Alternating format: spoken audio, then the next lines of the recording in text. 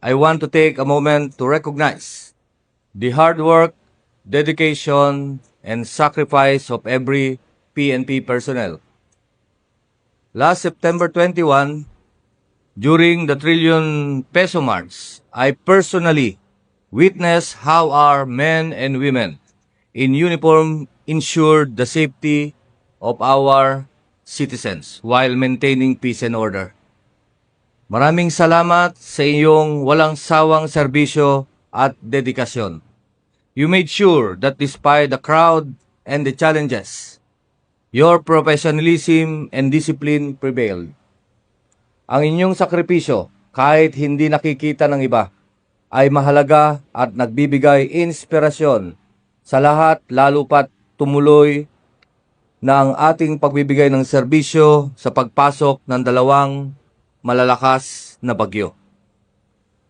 I would like to commend our personnel for their preparedness and swift response during typhoons Nando and Opong. Our disaster response teams, emergency units, and local police stations did not show fatigue, but exceptional readiness in ensuring that affected communities receive timely assistance. Taos-puso kong pinupurihan ang inyong pagiging maagap at sa mabilis na koordinasyon kasama ang bawat local government units at rescue units.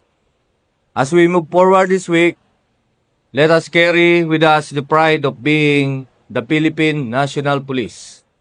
Let every action, every decision, remind us why we choose this path: to serve, to protect, and to make a difference in the lives of our fellow Filipinos.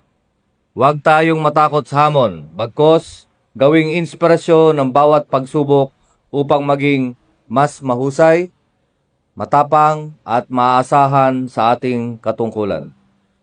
Mabuhay ang PNP, mabuhay ang sambayanang Pilipino.